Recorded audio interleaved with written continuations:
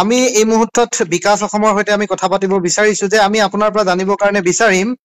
দেখিবলৈ পোৱা গৈছে যে সামাজিক মাধ্যমত আপুনি জুবিনক লৈ এটা খুব মন্তব্য এটা লিখিছিল এতিয়া সেই মন্তব্য সৰ্বত্ৰে চৰ্চা চলি আছে আচলতে এই গোটেই কথাখিনি অকনমান আমি আপোনাৰ পৰা জানিবৰ কাৰণে বিচাৰো প্ৰথমতে আপোনালোকক ধন্যবাদ জ্ঞাপন কৰিছো আৰু কথাখিনি স্পষ্ট হয় আৰু ক্ৰিষ্টেল ক্লিয়াৰ অসমৰ এনেকুৱা এজন হদিয়াপা ধুবুৰীলৈ এনেকুৱা ব্যক্তি নাই যিজন ব্যক্তিয়ে জুবিন গাৰ্গ ডাঙৰীয়াক কেতিয়াবা কোনোবা কাৰণত মনৰ পৰা বেয়া পাইছে গতিকে মনৰ পৰা ভাল পোৱা এজন আমাৰ শিল্পী হল জুবিন গাৰ্গ ডাঙৰীয়া কিন্তু কথাটো হল এনেকুৱা ধৰণৰ যে ৰাজীৱ হদিয়া ডাঙৰীয়া নিচিনা এগৰাকী জাতীয়তাবাদী কণ্ঠশিল্পীক এনেকুৱা এটা বেয়া সময়ত জুবিন গাৰ্গ ডাঙৰীয়াই চিনি নাপাওঁ বুলি কোৱাটো অতিকৈ দুৰ্ভাগ্যজনক বিলাসিতান অসমৰ মজিয়াৰ পৰা আপোনাক মই এটা কথা ক'ব বিচাৰিছো যে জাতিৰ কাৰণে যিখিনি মানুহে নিস্বাৰ্থভাৱে গান গায় তেওঁলোকে দিনে ৰাতিয়ে সকলোবিলাক কষ্টক পাহৰি কেৱল জাতিটোৰ কাৰণে কামখিনি কৰি আছে কিন্তু আমি দেখিছো এতিয়া এই মুহূৰ্তত যে আমাৰ এনেকুৱা ধৰণৰ কিবা কথা বতৰা লিখিলে এছাম ৰাং কুকুৰে আহি মানে ইয়াত চিঞৰ বাখৰ কৰেহি মই মানে ইয়াৰ পৰা এটা কথা ক'ব বিচাৰিছো যিখিনি মানুহে সঁচাকৈ যদি জুবিন গাৰ্গ ডাঙৰীয়াক মনে প্ৰাণে ভাল পায় কিয় জুবিন গাৰ্গ ডাঙৰীয়া আৰু দুটা দিন ভালকে জীয়াই থাকক বুলি তেওঁ যিবিলাক আপোনাৰ ফ্ৰেণ্ড ফলোৱাৰ্ছ থাকে তেওঁলোকে আহি পানে নকয়হি যে দাদা আপুনি ভালদৰে থাকক সময়মতে খাওক সময়মতে শুৱক আৰু আপুনি আপোনাৰ যি আপোনাৰ এই অভ্যাসটো আছে আপুনি জোখতকৈ বেছিকৈ মদ্যপান কৰে যিটো বস্তুৱে আপোনাক শেষ কৰি নিছে কাৰণ জুবিন গাৰ্গ ডাঙৰীয়া যদি এনেকৈ এইটো ষ্টাইলত যদি থাকে কাৰণ সকলো বস্তু এটা বৈধতা থাকে মানে সীমা থাকে কাইলৈ যদি জুবিন গাৰ্গ ডাঙৰীয়া যদি নাইকিয়া হৈ গুচি গৈ এই চাপৰিবিলাকে যিবিলাকে আহি মানে তেওঁক মানে আপোনাৰ তেওঁ সেই মাতাল অৱস্থাটোক সদায় ছাপোৰ্ট কৰি থাকে সেইখিনি ব্যক্তিটো কেতিয়াও কোনো কাৰণত জুবিন গাৰ্গ ডাঙৰীয়াক তেওঁক ভাল হওক বুলি কেতিয়াও কোনো কাৰণত এষাৰ মাত মাতি পোৱা নাই এষাৰ কথা কৈ পোৱা নাই আৰু এটা কথা হ'ল এনেকুৱা ধৰণৰ তেওঁ যেতিয়া ৰাজীৱ হদিয়া ডাঙৰীয়াক চিনি নাপাওঁ বুলি ক'লে ইতিমধ্যে আপুনি গম পাইছে যিটো দুৰ্ভাগ্যজনক এটা স্থিতিত তেওঁ অৱস্থান ললে আপুনি যদি চাই জুবিন গাৰ্গ ডাঙৰীয়াই লিখা এটা পোষ্ট আছে মই পাইছো অলপ সময়ৰ আগত 2014 চনৰ 4 ডিচেম্বৰত তেখেতে আপলোড কৰিছে আনাদাৰ বিহু এলবাম বুলি যিটো অন্তু চাওডাঙৰ নিবেদনত ৰাজীৱ হদিয়া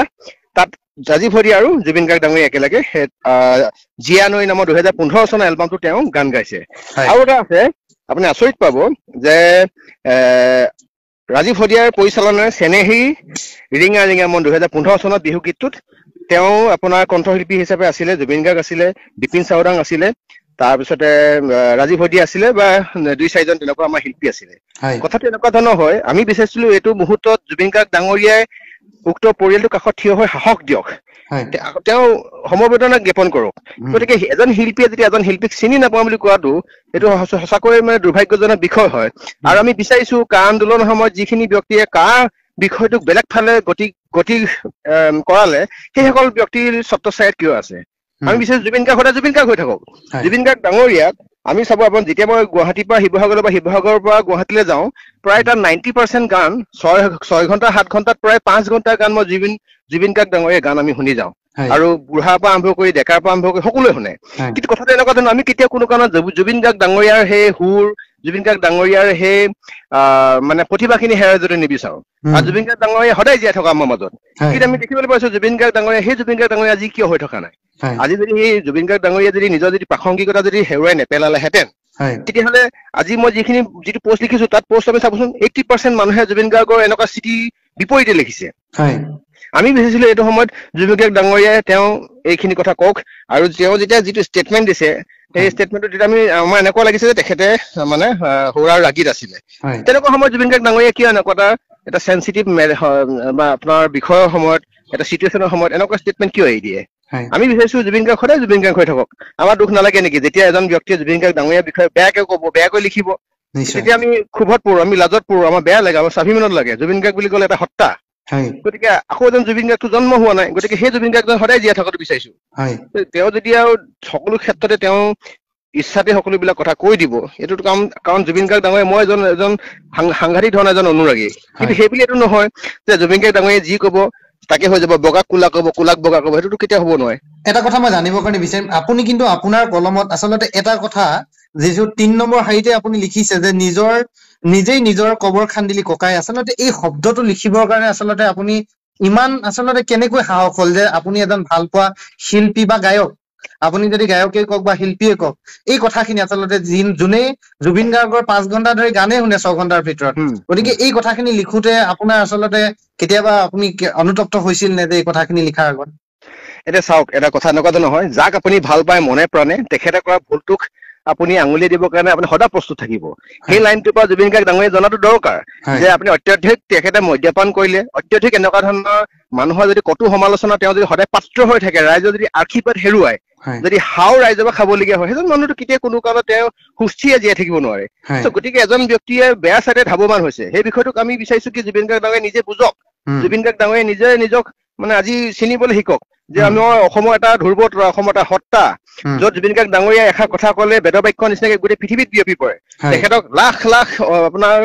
কি কয় যুৱ প্ৰজন্ম অনুৰাগী আছে। যুৱ প্ৰজন্মই কি বিচাৰে? তেওঁ যদি কাইলৈ যদি কৈ দিয়ে বোলে ডেকাসকল যদি কেতিয়াও কোনো কাৰণত এনেকুৱা বেয়া পথ নলবি, তহঁতে এনেকুৱা ভুল নকৰিবি, মদ পানী নাখাবি, মই বিচাৰো 100% বদলি নহ'ব পাৰে, 10% হ'লেও বদলি হৈ যাব জুবিন গাৰ্গ ডাঙৰীয়াক মানে পাগলৰ দৰে ভাল পায় কাৰণে। মই বিচাৰিছো গতিকে আজি জুবিন গাৰ্গ ডাঙৰীয়া কাইলৈ ধ্বংস হৈ যোৱা মানে আমাৰ আপোনাৰ মোৰ লোকচান নহয় জানো? সকলোৱে লোকচান। গতিকে যিজন জুবিন গাৰ্গে আপোনাৰ ৰাষ্ট্ৰীয় পৰ্যায়ত বা আন্তঃৰাষ্ট্ৰীয় পৰ্যায়ত খলকনিত মানে সৃষ্টি কৰি থৈছে, সেইজন জুবিন গাৰ্গ সদায় সুস্থ হৈ থাকক, সদায় ভালদৰে থাকক। যেতিয়া জুবিন গাৰ্গ ডাঙৰীয়া আপোনাৰ হেৰিয়াত কি কয় অসুস্থ হৈছিলে, যেতিয়া তেওঁ চিকিৎসালয়ত ভৰ্তি হৈছিলে, তেখেতৰ কাৰণে লাখ লাখ কোটি কোটি অনুৰাগীয়ে প্ৰাৰ্থনা কৰিছিলে তেখেত সোনকালে সুস্থ হওক। আমি বিচাৰো নেকি কেতিয়াবা কিবা কাৰণত জুবিন গাৰ্গ ডাঙৰীয়া আমাৰ মাজৰ পৰা হেৰাই গুচি যাওক? ৰাজীৱ শদিয়া ডাঙৰীয়া ইতিমধ্যে গুচি যোৱাৰ কাৰণে আমাৰ এটা বৃহৎ ক্ষতি, জাতীয় জীৱনৰ কাৰণে সাংঘাতিক ক্ষতি। বিশেষকৈ বিলাসিতা অসমে ৰাজীৱ শদিয়া ডাঙৰীয়াক উলিয়াই আনিছিলে, যিখিনি ইতিমধ্যে তেওঁ প্ৰতিভা, যিখিনি বিভিন্ন ধৰণৰ অনুষ্ঠান, বিলাসিতা অসমৰ প্ৰত্যেকটো অনুষ্ঠানত আমি তেখেতক সুবিধা দিছিলো। কাৰণ আমি এটা কাৰণে বিচাৰিছিলো যে এই জাতি মাটিৰ কাৰণে গান গোৱা এনেকুৱা এজন আকৌ বীৰ পুৰুষ, এনেকুৱা এজন আকৌ ত্যাগী শিল্পী জন্ম হোৱাটো এটা সাংঘাতিক এটা বিশেষ বিষয়। কাৰণ এতিয়া আকৌ দ্বিতীয়জন ৰাজীৱ শদিয়া যে জন্ম হব, সেইটো কথা কিন্তু আমি মানে আকৌ বিশ্বাসত ল'ব নোৱাৰো। গতিকে আমি বিচাৰো জুবিন গাৰ্গ ডাঙৰীয়া সদায় সুন্দৰকৈ থাকক, সুস্থ হৈ থাকক আৰু ভাল হৈ থাকক। আৰু এই কথাখিনিতে যিহেতু আপুনি ইমান কাৰাকৈ লিখিব লগা হ'ল আৰু গোটেই কথাখিনিত হয়তো জুবিনৰ বহু অনুৰাগীয়ে আপোনাক আজি এই কথাটোত হয়তো মানে কি হয় আপোনাক সহযোগ নকৰিব পাৰে, কিন্তু আপুনি শুদ্ধ কথা কৈছে। কিন্তু একাংশ জুবিনৰ অনুৰাগীসকলে আচলতে সামাজিক মাধ্যমতে হওক বা অন্যান্য ক্ষেত্ৰখনতে হওক বহুত এটা আপোনাক গালি পৰা দেখিবলৈ পাব। কিন্তু এই ক্ষেত্ৰখনত আমি দেখি আহিছো, কিন্তু এই কথাখিনি সততাৰে আপুনি নিৰ্ভয়ে এই গোটেইখিনি যে আপুনি কৈছে, কালি যদি আপোনাক এনেধৰণে, যিহেতু আপুনিও সামাজিক ক্ষেত্ৰখনত বহুত আগ্ৰহেৰে বৰ্তমান সময়ত অসমৰ প্ৰেক্ষাপটত আপোনালোকে কাম কৰি আছে, বীৰ লাচিত সেনা আচলতে কাম কৰি আছে, এনে ক্ষেত্ৰত কৰবাত আপুনি কোনোদিন নাভাবিল নে জুবিনৰ অনুৰাগীৰ কেতিয়াবা আপুনি ৰোষত পৰিব? এই কথাটো কেতিয়াবা আপোনাক আমনি কৰে নেকি? কথাটো এনেকুৱা ধৰণৰ হয়, জুবিন গাৰ্গৰ অনুৰাগী বুলি ক'লে সেই আপোনাৰ 15 বছৰ, 20 বছৰ, 21 বছৰীয়া ল'ৰাখিনি নহয়। জুবিন গাৰ্গৰ অনুৰাগী বুলি ক'লে মোৰ দেউতাও হয়, আপোনাৰ দেউতাও হয়। যিখিনি মানুহে এতিয়া ধৰিছো ছচিয়েল মিডিয়া মাধ্যমত মানে তেওঁলোকে মুখপুঠিত বা ফেচবুকত তেওঁলোকে এক্টিভ নাথাকে। জুবিন গাৰ্গৰ অনুৰাগী কেৱল কালি পৰহি জন্ম হোৱা ল'ৰাখিনি নহয়তো,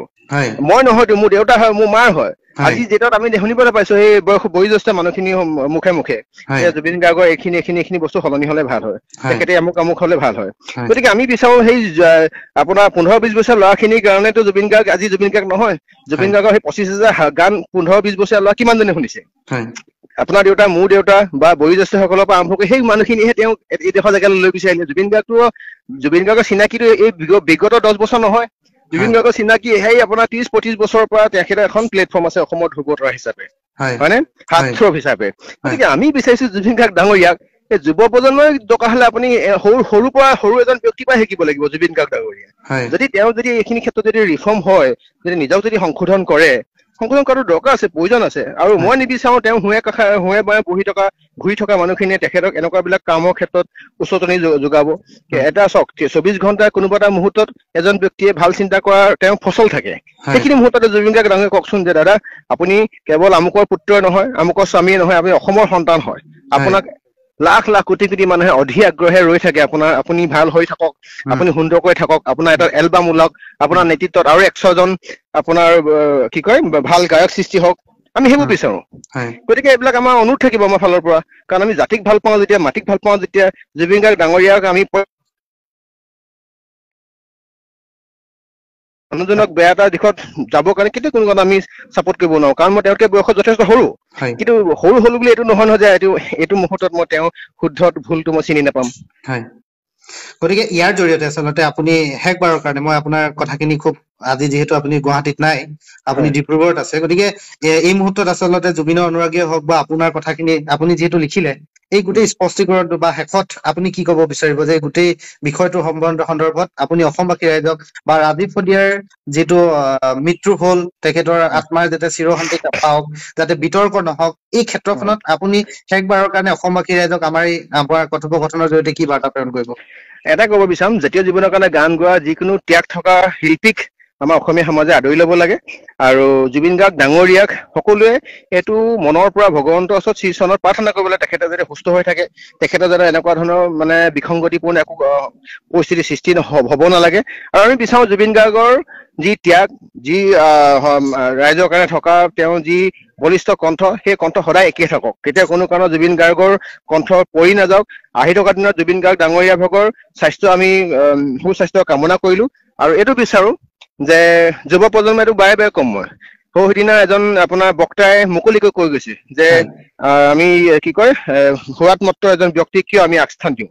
তেওঁ ভাল কথা কৈছে যে আমি সেইজন সুৰামুক্ত এজন যদি আপোনাৰ ব্যক্তিক আমি যদি অনুকৰণ কৰোঁ, তেতিয়া আপোনাৰো কাইলৈ এনেকুৱা ধৰণৰ বদ অভ্যাসবিলাক গাত আহিব পাৰে। কিন্তু সেইটো এক্সাম্পল জুবিন গাৰ্গ ডাঙৰীয়াক লোৱাৰ কাৰণে আমাৰো কষ্ট হয়, মোৰো কষ্ট হৈছে, কাৰণ জুবিন গাৰ্গ ডাঙৰীয়াক আমি মনৰ পৰা ভাল পাওঁ। গতিকে আমি যদি বেয়াটোকো যদি চাপোৰ্ট কৰি থাকো, সেইটো কথাটো বেয়া কথা ন, যে যিটো বেয়া বেয়া, যিটো ভুল ভুলে, যিটো শুদ্ধ শুদ্ধ। আৰু এষাৰ মই আপোনাৰ পৰা জানিবৰ কাৰণে বিচাৰিম, যিহেতু এটা সামাজিক মাধ্যমত আচলতে প্ৰতিটো বিষয়ে আজিকালি খুব এটা ছচিয়েল মিডিয়া হোৱাৰ পিছৰ পৰা নিজৰ মতামত খিনি খুব ক্ষিপ্ৰতাৰে আচলতে বুজাই দিব পাৰে। এটা কথা চৰ্চা চলিছে যে জুবিন গাৰ্গক উজনিত বয়কট কৰিব লাগে, এই কথাখিনিত আপুনি কি ক'ব বিচাৰে? নাই, এইবিলাক উজনি নামনি বয়কট কৰিবলৈ কিবা কৰিবলৈ এইবোৰ কোনো কথা নাথাকে। আৰু সেইবিলাক হ'ল মানে নেতিবাচক চিন্তা চেতনাই মানে উদ্বুদ্ধ ব্যক্তি। ইয়াত উজনি নামনি কোনো কথা নাই, ইয়াত ডাঙৰ শিল্পী সৰু শিল্পী কোনো কথা নাই। শিল্পী শিল্পীয়ে হয়, শিল্পী আৰু গণশিল্পীৰ মাজত পাৰ্থক্য আছে, গায়কৰ মাজত পাৰ্থক্য আছে। জুবিন গাৰ্গ ডাঙৰীয়া আজি যদি তেওঁ ধৰিছো বোলে যিটো খাপত আছে তাতকে আৰু এখাপ ওপৰলৈ যাওক, ৰাইজে আৰু মৰম দিয়ক। ইয়াত উজনি নামনি কোনো পলিটিক্স কৰিব লগা দৰকাৰ নাই। আৰু জীৱনটো দুদিনীয়া হয়, এই থকা দিনকেইটাত এটলিষ্ট ভালকে ৰাইজৰ কাৰণে নিস্বাৰ্থভাৱে কিছুমান কাম কৰিব লাগে। মই ধন্যবাদ জনাইছো, আচলতে খুব ব্যস্ততাৰ মাজতো আপুনি আপোনাৰ মন্তব্যখিনি আমাক এনেধৰণে দিয়াৰ কাৰণে আপোনাক ধন্যবাদ জনাইছো। নিশ্চয়, থেংক ইউ।